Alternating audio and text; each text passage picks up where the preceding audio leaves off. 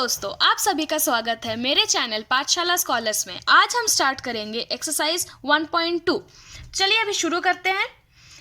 इस एक्सरसाइज में 7 क्वेश्चंस हैं, तो मैं आपको हर एक क्वेश्चन करके दिखाऊंगी। तो लेट्स स्टार्ट। पहले लिखते हैं question 1, express each of the numbers. मैं आपको दिखा भी देती हूँ क्वेश्चन ताकि आप लोगों को डाउट ना हो। Express each number as a product of its prime factors. हम पहले ये पूरा क्वेश्चन लिख लेते हैं, इनके पार्ट्स भी। 140, 156, 3825, 5005, 7429। चलिए अब स्टार्ट करते हैं। वी विल स्टार्ट, हम फर्स्ट पार्ट से स्टार्ट करेंगे।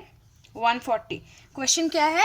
Express each of the numbers as product of prime factors, मतलब प्राइम फैक्टराइजेशन करना है हमें 140 का प्राइम फैक्टराइजेशन ऐसे मैं आपको पहला वाला दिखा दूंगी, आप लोग ये ट्राई कर सकते हैं। मैं इसके आंसर्स डायरेक्टली लिख के बताऊंगी। सो प्राइम फैक्टराइजेशन करके मैं दिखाती हूँ आपको भी।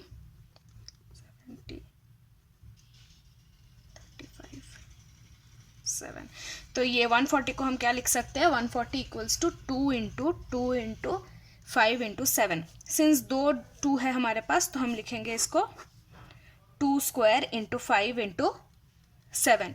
ये हो गया हमारा आंसर फर्स्ट पार्ट का। अभी सेकेंड पार्ट करेंगे हम। 156 को हम क्या लिख सकते हैं?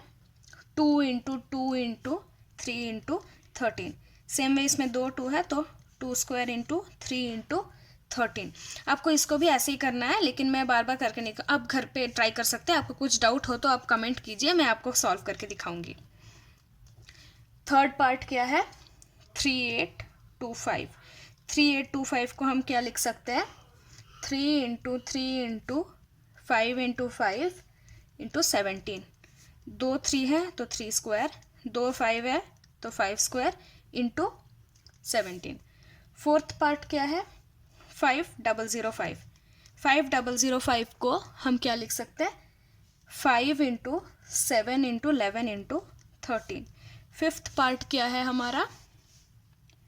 7429 को हम क्या लिख सकते हैं? 17 इंटू 19 इंटू 23। ये हो गया हमारा फर्स्ट क्वेश्चन का सोल्यूशन। अभी हम चलते हैं सेकेंड क्वेश्चन में। मैं आपको दिखाती हूँ सेकेंड क्वेश्चन क्या है। तो यहाँ पे जैसे कि आप सब लोग देख सकते हैं, सेकेंड क्वेश्चन है, find the LCM and HCF of the following pairs of integers and verify that LCM into HCF equals to product of 2 numbers. इसके भी हम पहले पार्ट्स लिख लेते हैं। फर्स्ट क्या है? 26 एंड 91। सेकेंड है 510 एंड 92। और थर्ड है 336 एंड 54।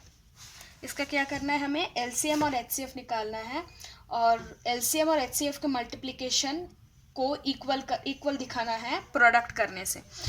तो मैं आपको बताती हूँ कैसे करते हैं। फर्स्ट वाला 26 एंड 91, पहले तो इसको प्राइम फैक्टराइजेशन के फॉर्म में लिखना होगा हमें, ऐसे जो मैंने यहाँ पे बताया था सेम वे यहाँ पे भी करना है हमें। यहाँ पे 26 और 91 है। 26 को हमने प्राइम फैक्टराइजेशन में लिख लिया और 91 को भी लिख लिया। अब एचसीएफ और एलसीएम निकाला कैसे हमने? 2, 13, 7 और 13, मतलब इन चारों टर्म्स में से जो भी हमारा कॉमन है वो हमने कॉमन टर्म के लोएस्ट पावर को लेना है एचसीएफ के लिए, और एलसीएम के लिए कॉमन नहीं देखना है, सारे टर्म्स लेने हैं लेकिन विथ हाईएस्ट पावर्स। ऐसे बन गया हमारा एचसीएफ और एलसीएम। अब हमें क्या प्रूफ करना है? Multiplication of HCM and LCM is equal to multiplication of 26 and 91। तो हमें पता है कि 26 इंटू 91 आता है हमारा 2366। सेम वे अगर हम एचसीएफ और LCM which is LCM into HCF अगर हम करें तो 13 इंटू 182, वो भी हमारा आएगा 2366। तो ये दोनों इक्वल हैं, तो हमारा हो गया प्रूफ। नेक्स्ट चलते हैं हम पार्ट 2 में। Question number 2, part 2। हम पहले क्वेश्चन लिख लेते हैं। 5, 10 एंड 92। 5, 10 एंड 92। पहले इसमें क्या करेंगे, हम प्राइम फैक्टराइजेशन निकालेंगे। तो 5 10 को हम क्या लिख सकते हैं, 2 इंटू 3 इंटू 5 इंटू 17, और 92 को हम लिखेंगे 2 इंटू 2 इंटू 23। तो HCF हमें कैसे लेना है, HCF के लिए जैसे मैंने अभी इसमें बताया कि HCF के लिए हमें कॉमन लेना पड़ता है। तो यहाँ पे क्या है हमारा कॉमन, 2 है, 2 का स्मॉलेस्ट पावर, तो हमारा HCF होगा 2। अब हम लेंगे, फाइंड आउट करेंगे LCM। LCM के लिए क्या लेना पड़ता है, हर एक टर्म लेना पड़ता है लेकिन उसका हाईएस्ट पावर। तो यहाँ पे 2 का हाईएस्ट पावर क्या है, पावर 1, 3 का क्या है 3 पावर 1, 5 का है 5 पावर 1, देन 17 पावर 1, 23 पावर 1। तो हमारा LCM ये सब मल्टीप्लाई करने से हमको आएगा 2 3 4 6 0। ये हो गया हमारा LCM। अभी हमें प्रूफ करना है HCF into LCM equals to 5 1 10 and 92। हमें पता है 5 1 10 इंटू 92 इक्वल्स टू 4 6 9 2 0 आता है। अगर हम 2 3 4 6 0 को 2 से मल्टीप्लाई करें तो भी हमें 4 6 9 2 0 ही आता है। तो ये दोनों इक्वल है, मतलब हमारा प्रूफ हो गया। नेक्स्ट हम चलते हैं second question, third part. Third part का क्वेश्चन हम पहले लिख लेते हैं, 3 3 6 एंड 54। सेम वे हमको पहले प्राइम फैक्टराइजेशन करना है 3 3 6 और 54 का। 3 3 6 को हम क्या लिख सकते हैं, 2 into 2 into 2 into 2 into 3 into 7। 54 को हम क्या लिख सकते हैं, 2 इंटू 3 इंटू 3 इंटू 3। अब इसको क्या लिखेंगे हम, 2 4 बार है तो 2 पावर 4 इंटू 3 इंटू 7। इसमें 3 3 बार है, सो 2 इंटू 3 पावर 3। ऐसे हमें लिखना है ताकि HCF LCM निकालने में आसानी हो। अभी हम HCF निकालेंगे। HCF के लिए हमें कॉमन टर्म्स लेना पड़ता है। यहाँ पे कॉमन क्या है, 2 और 3, लेकिन हमें HCF के लिए कॉमन टर्म्स के लोएस्ट पावर को लेना है। तो 2 में लोएस्ट कौन सा है, 2 पावर 1। 3 में लोएस्ट कौन सा है, 3 पावर 1। तो हमारा HCF आ गया 6। अब LCM के लिए क्या करना है, हमें सारे टर्म्स को लेने हैं विथ हाईएस्ट पावर। 2 का हाईएस्ट पावर है 2 पावर 4, 3 का है 3 क्यूब इंटू 7। तो हमारा LCM आ गया 3024। अब हमें प्रूव करना है HCF into LCM equals to 3 3 6 and 54। So HCF into LCM equals to 3024 into 6, वो हमारा आता है निकल के 18144। अब 336 इंटू 54, वो भी निकल के आता है 18144। ये दोनों अगर इक्वल हो गया तो हमारा हो गया प्रूफ। ये हो गया हमारा सेकेंड क्वेश्चन के हर पार्ट। नेक्स्ट हम करेंगे थर्ड क्वेश्चन। थर्ड क्वेश्चन में क्या है, find the LCM and HCF of the following integers by applying the prime factorization method. Prime factorization देखेंगे हम कैसे करना है। पहले हम क्वेश्चन लिख लेते हैं। क्वेश्चन नंबर 3, पार्ट 1 क्या है हमारा, 12 15 21। सेकेंड पार्ट क्या है, 17 23 29। थर्ड पार्ट है 8 9 25। अभी स्टार्ट करते हैं, देखते हैं कैसे हम ये सॉल्व कर सकते हैं। क्या बोला है कि LCM और HCF निकालना है using prime factorization method. It's the same thing, जो भी मैं आपको पहले अभी फर्स्ट क्वेश्चन सेकंड क्वेश्चन में कराते आई हूँ, सेम वे वैसे ही करना है। देखते हैं पहला, लेकिन इसमें बस 3 3 इंटीजर्स दिए, जैसे पहले में यहाँ पे 2 दिए थे, अभी 3 दिए हैं। तो देखते हैं कैसे करना है। 12 15 21। अब इनको प्राइम फैक्टराइजेशन करके लिखना है। तो 12 को क्या लिख सकते हैं, 2 इंटू 2 इंटू 3। इसको हम 2 2 है तो 2 स्क्वायर इंटू 3। 15 को क्या लिख सकते हैं, 3 इंटू 5।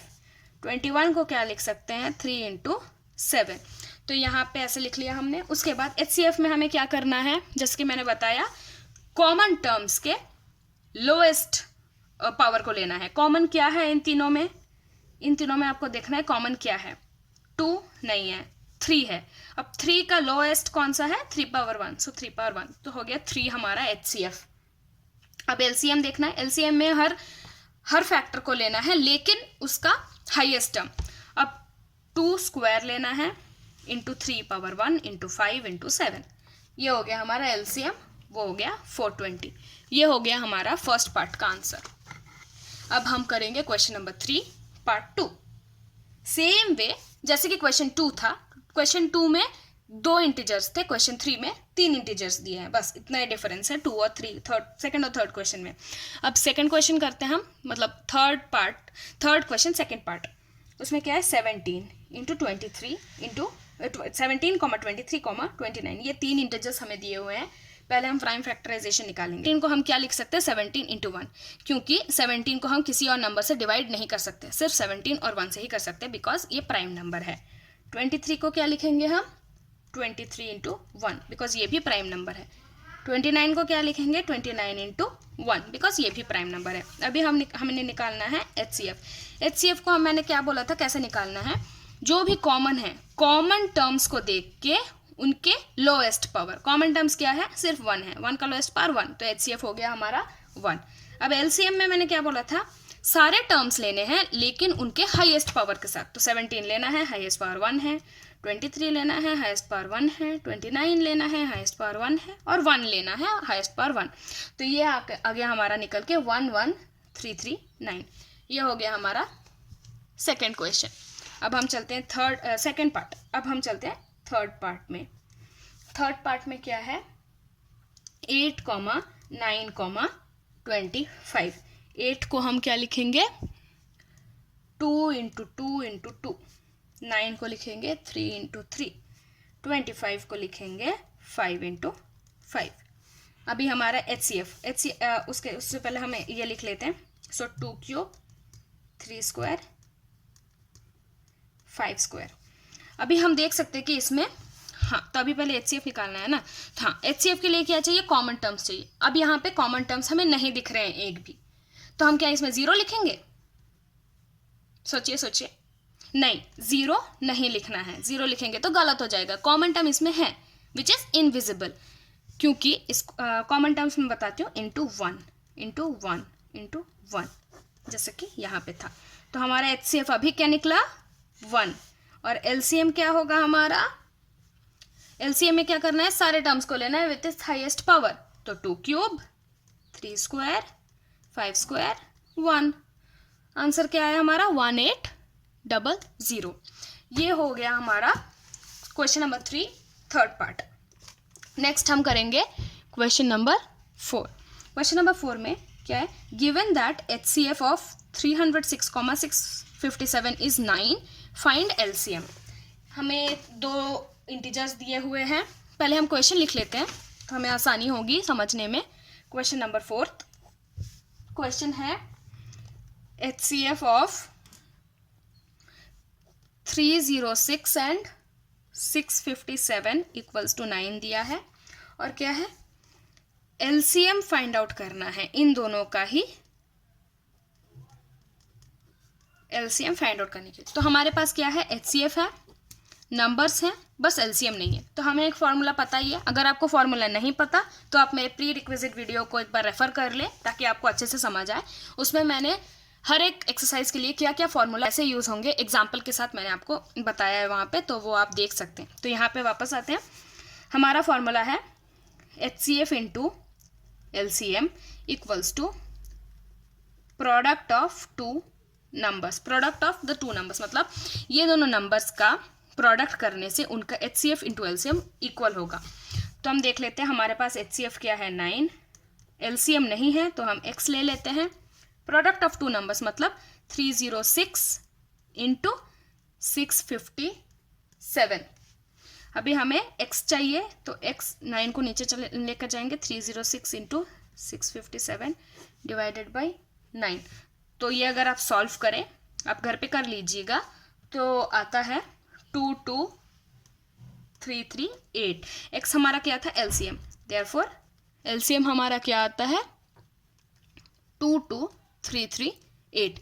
बड़ी ही आसानी से हमने फोर्थ क्वेश्चन सॉल्व कर लिया क्योंकि हमें फॉर्मूला पता था। Formula is very important in maths. Formula नहीं पता होने से हम कोई भी क्वेश्चन नहीं सॉल्व कर सकते। इसीलिए आप प्री रिक्विजिट वीडियो एक बार देख लीजिए, आपको बहुत आसानी से हर एक फॉर्मूला समझ आ जाएगा और एग्जाम्पल के साथ भी मैंने बताया है। नेक्स्ट हम चलते हैं क्वेश्चन नंबर 5। क्वेश्चन 5 में क्या है, check whether 6 power n can end with digit 0 for any natural number n। पहले हमें इस क्वेश्चन को सॉल्व करने के लिए इसका मीनिंग समझना बहुत ज़रूरी है। क्या बोला है, 6 पावर n दिया है हमें और बोला है कि whether 6 power n can end with the digit 0 for any natural number n। यहाँ पे क्वेश्चन का मतलब है कि n की जगह हम कोई भी नंबर अगर लगाएं विच इज नेचुरल नंबर 0 1 2 3 कुछ भी लगाए तो उस पावर से 6 के उस पावर से जो हमारा नंबर आएगा क्या वो 0 से एंड हो सकता है या नहीं, ये हुआ हमारा क्वेश्चन का मीनिंग। तो हमें अगर ये थोड़ा लॉजिकली समझना है हमें, तो आप सोचिए अगर कोई डिजिट सपोज ले लेते हैं 200 या लेते हैं 85600, ऐसा कोई भी अगर आप लेते हैं नंबर जो कि 0 से एंड होता है, तो हमें ऑब्वियसली पता है कि ये 10 से डिवाइड होगा, ये 10 से डिवाइड होगा। तो एनी रैंडम नंबर अगर हम लेते हैं जो कि 0 से एंड होता है तो वो ऑब्वियसली 10 से डिवाइड होगा। अगर 10 से डिवाइड हो रहा है उसका मतलब 5 से भी डिवाइड होगा और 2 से भी डिवाइड होगा, क्योंकि 5 × 2 होता है 10। तो इसको ही आप देख लीजिए, नंबर लेते हैं अगर 200, ये 10 से डिवाइड हो रहा है, उसके बाद 10 से अगर डिवाइड हो रहा है तो 2 और 5 से भी डिवाइड हो रहा है। सो 2 5 = 10, 540। तो आप देख सकते हैं कि कोई भी अगर नंबर लेते हैं जो 0 से एंड होता है वो 10 से भी डिवाइड होगा, 2 और 5 से भी डिवाइड होगा।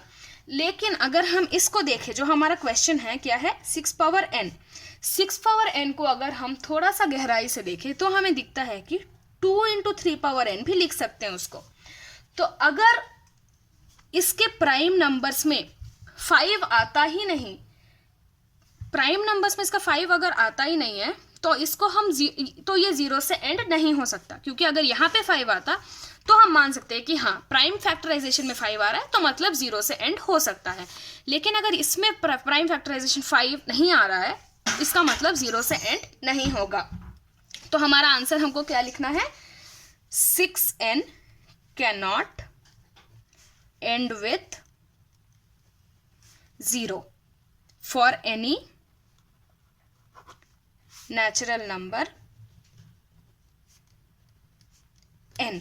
जो भी मैंने आपको समझाया आप ऐसे एग्जाम्पल देके भी समझा सकते हैं अपने एग्जाम्स में, तो आपको अच्छे मार्क्स मिलेंगे, क्योंकि जो एग्जामिनर है उनको भी लगेगा कि हाँ बच्चे को समझ आ गया है। तो ऐसे अगर आप समझाएंगे तो आपको ज़्यादा भी मार्क्स मिलेंगे और आसानी से समझ में भी आएगा। तो ऐसे हमने सॉल्व कर लिया क्वेश्चन नंबर 5। थोड़ा लॉजिकली सोचिए ये क्वेश्चन, तो आपको अच्छे से समझ आ जाएगा। कुछ भी डाउट हो तो आप मुझे कमेंट कीजिएगा, मैं आपको समझा दूंगी फिर से।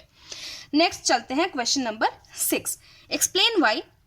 एक नंबर दिया हुआ है, मतलब एक 7 × 11 × 13 + 13 एंड एक और दिया हुआ है आर कॉम्पोजिट नंबर्स। अभी हमें प्रूव करना है कि ये कॉम्पोजिट नंबर्स कैसे हैं। पहले हम क्वेश्चन लिख लेते हैं। क्या है क्वेश्चन, 7 × 11 × 13 + 13, ये है पहला वाला। एंड वाला हम नेक्स्ट इसके बाद करेंगे। तो हमें क्या प्रूव करना है कि ये एक कॉम्पोजिट नंबर है। आप सबको कॉम्पोजिट नंबर तो पता ही होगा। पहले मैं बता देती हूँ, 2 टाइप के नंबर होते हैं, प्राइम और कॉम्पोजिट। प्राइम नंबर्स को सिर्फ 1 और उस नंबर से डिवाइड कर सकते हैं। कॉम्पोजिट नंबर्स के वेरियस फैक्टर्स, मैं आपको एग्जांपल भी दे सकती हूँ। प्राइम नंबर्स 13 है, 5 है, ये सब प्राइम नंबर्स हैं। कॉम्पोजिट नंबर्स हैं 12 जो 2 से, 3 से, 6 से डिवाइड होते हैं, 15 3 से, 5 से डिवाइड होते हैं। तो ये जो प्राइम नंबर्स हैं ये सिर्फ 1 और द नंबर इटसेल्फ, सपोज हमने 5 लिया तो 1 और 5 से डिवाइड होगा, 13 लिया तो 1 और 13 से डिवाइड होगा।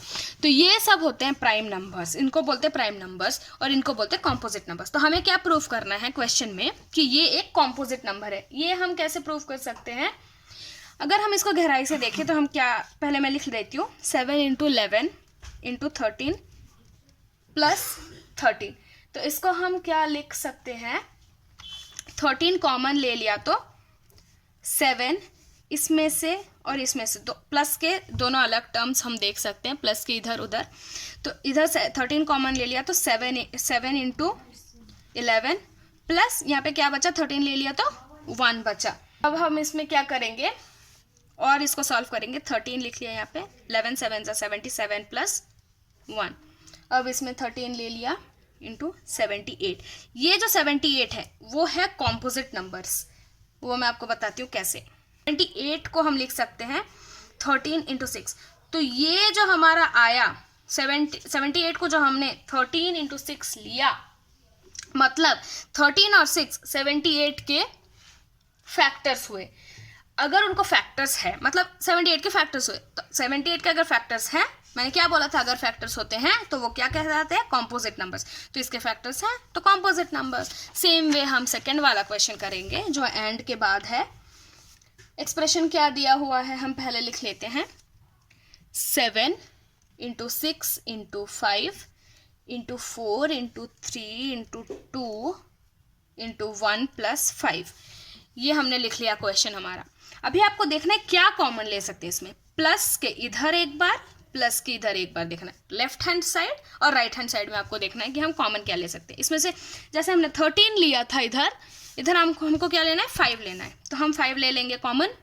5 कॉमन लेंगे तो क्या बचेगा इसमें, 7 into 6 into 4 into 3 into 2 into 1 plus यहाँ पे बचेगा 1। अब इस सब को अगर हम मल्टीप्लाई करें तो हमें क्या मिलेगा, 1008 प्लस 1। 5 इंटू 1008 प्लस 1 9 होता है। तो अब हम इसको लिख सकते हैं 5 इंटू 1009। अब जो ये 1009 आया उसको हमें देखना है कि वो फैक्टराइज हो सकता है या नहीं। लेकिन हमें पता है कि ये जो एक्सप्रेशन हमें दिया हुआ है उसको हम 5 और 1009 के हिसाब से लिख सकते हैं। मतलब ये वाला जो एक्सप्रेशन है इसको हम अगर सॉल्व करें, मतलब इस सब को मल्टीप्लाई करके इसको अगर 5 से ऐड करें तो हमें एक नंबर मिलेगा। उस नंबर को हम इन दोनों के मल्टीप्लिकेशन में लिख सकते हैं। मतलब ये सॉल्व करके हमें जो एक नंबर मिला उस नंबर के फैक्टर्स हैं 5 और 1009। इसका मतलब क्या हुआ कि इसके फैक्टर्स 1 भी है, वो जो नंबर है वो भी है, और 5 भी है, और 1009 भी है। इसका मतलब क्या हुआ, इसके इतने सारे फैक्टर्स है। इतने सारे फैक्टर्स होने का मतलब ये कॉम्पोजिट नंबर है। अगर ये कॉम्पोजिट नहीं होता तो इसके फैक्टर्स बस 1 और दिस इटसेल्फ होता। इसमें भी मैं आपको समझा देती हूँ। अगर हम इस एक्सप्रेशन को जो दिया है, मतलब ये सबको अगर मल्टीप्लाई करके 13 से ऐड करें तो हमारे पास एक नंबर आएगा। उस नंबर को हम ये लिख सकते हैं 13 इंटू 6, मतलब इसके फैक्टर्स हैं 1 तो है ही, वो वाला नंबर खुद भी है, और क्या है 13 और 6, मतलब इसके भी बहुत सारे फैक्टर्स हैं। तो इसका मतलब ये कॉम्पोजिट नंबर हुआ। तो ये हमारा हो गया क्वेश्चन नंबर 6 भी सॉल्व। इसको बस लॉजिकली करना है। क्वेश्चन नंबर 5 और 6 बहुत लॉजिकल क्वेश्चन है। नेक्स्ट हम चलते हैं क्वेश्चन नंबर 7। क्वेश्चन नंबर 7 बहुत ही लंबा क्वेश्चन है, आप डरिए मत, पढ़ लेते हैं। हाँ, तो क्वेश्चन नंबर 7 क्या है, there is a circular path around a sports field. Diagram के लिए हमेशा मैं क्या सजेस्ट करूंगी, आपको अगर कोई क्वेश्चन डिफिकल्ट लगता है तो आप पहले डायग्राम बना लीजिए। डायग्राम बना लेने से जो चित्र बनता है हमारा वो हमारे दिमाग में बैठ जाता है, तो आसानी से समझ में आता है। तो मैं तो हमेशा डायग्राम बना लेती हूँ। अब आप भी ऐसा फॉलो कर सकते हैं ताकि आसानी से समझ आ सके। सर्कुलर पाथ बोला, देखिए मैंने ये गलत बना दिया तो ऐसा नहीं बनेगा। सर्कुलर पाथ बनाना है हमें, तो ये है हमारा circular path around a sports field. Path मतलब ऐसा कुछ पाथ होगा जहाँ पे लोग जॉगिंग करते होंगे वगैरह वगैरह। अब इसमें क्या लिखा हुआ है, आई होप आपको दिख रहा है। हाँ, अब इसमें क्या लिखा हुआ है, Sonia takes 18 minutes to drive 1 round of the field. मतलब अगर उस सोनिया ने यहाँ से स्टार्ट किया तो यहाँ तक वापस आने में उसको 18 मिनट लगते हैं। क्या, कितने minute, 18 minute. While Ravi takes 12 minutes, अगर रवि ने भी यहाँ से स्टार्ट किया तो उसका तो 12 मिनट में ही खत्म हो जा रहा है। तो सोनिया को लगता है 18 मिनट और रवि को लगता है 12 minute. Suppose they both start at the same point, जैसे कि मैंने आपको बताया दोनों ने सेम पॉइंट से स्टार्ट किया, and go in the same direction, मतलब दोनों इसी डायरेक्शन में जा रहे हों सर्कुलर फील्ड के। After how many minutes will the meet again, मतलब सोनिया ने यहाँ से स्टार्ट किया, वो कुछ टाइम बाद मतलब 18 मिनट बाद यहाँ पे आएगी। रवि ने भी यहाँ से स्टार्ट किया, वो 12 मिनट में यहाँ पे आ रहा है। वो और कितने टाइम बाद मतलब उस इन दोनों को फिर से वापस उस सेम स्टार्टिंग पोजीशन में आने के लिए कितना टाइम लगेगा, इसके लिए मैं आपको बताती हूँ क्या करना है। पहला ऑब्जर्वेशन हमारा क्या है, रवि का टाइम सोनिया से कम है, क्योंकि रवि को बस 12 मिनट लगते हैं और सोनिया को 18 मिनट लगते हैं। सो फर्स्ट ऑब्जर्वेशन है रवि को सोनिया से कम टाइम लगता है for one circular path. Second observation है वो दोनों सेम डायरेक्शन में जा रहे हैं, सेम डायरेक्शन में जा रहे हैं। अभी हम एलसीएम निकालते हैं। सेम मैंने आपको जैसे पढ़ाया था वैसे बहुत इजी है एलसीएम निकालना। एलसीएम ऑफ 12, 18 फैक्टराइजेशन मेथड से करेंगे ऑब्वियसली। तो हम 18 को क्या लिख सकते हैं, 2 × 3 × 3। 12 को हम क्या लिख सकते हैं, 2 × 2 × 3। अब एलसीएम निकालना है। एलसीएम के लिए मैंने क्या बताया था, हर एक टर्म को लेना है लेकिन उसका हाईएस्ट फैक्टर। ये हो जाएगा 2 × 3 स्क्वायर और ये होगा 2 स्क्वायर × 3। हर एक टर्म को लेना है लेकिन उसका हाईएस्ट फैक्टर। 2 का हाईएस्ट फैक्टर क्या है, 2 स्क्वायर। 3 का हाईएस्ट फैक्टर क्या है, 3 स्क्वायर। सो ये हो गया हमारा 36। ये आ गया हमारा एलसीएम 36। एलसीएम आ गया 36। क्वेश्चन क्या था कि कितने टाइम बाद वो लोग मिलेंगे, after how many minutes will they meet again at the starting point. तो हमारा आंसर हमें कैसे लिखना है, they will meet at the starting point after, कितना निकला हमारा एलसीएम 36, आफ्टर 36 मिनट्स। ये हो गया हमारा आंसर। तो मैंने हर एक क्वेश्चन आपको सॉल्व करके दिया, बहुत ही आसान तरीके से मैंने सॉल्व करके दिया आपको। आप घर पे प्रैक्टिस कीजिए। अगर आपको कोई डाउट हो तो मेरे से पूछिए।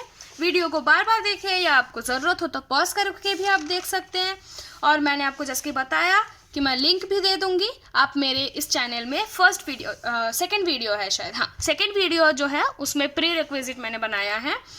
उसमें मैंने आपको हर एक एक्सरसाइज में कौन सा टाइप के फॉर्मूलाज यूज़ होते हैं और कैसे उन क्वेश्चंस को अप्रोच करना है वो मैंने बताया है। तो आपको समझ आ जाएगा बहुत ही आसानी से। तो आज का वीडियो यहीं पे ख़त्म हो गया है with exercise 1.2 being completed. Next videos में मैं आपको नेक्स्ट एक्सरसाइज करवाऊंगी। अगर आपको अच्छा लगा हो तो इस वीडियो को लाइक और शेयर करें, मेरे चैनल को सब्सक्राइब करें और बेल आइकन को दबाएं मेरे लेटेस्ट वीडियो सबसे पहले देखने के लिए। तो देखते रहिए और सीखते रहिए। धन्यवाद।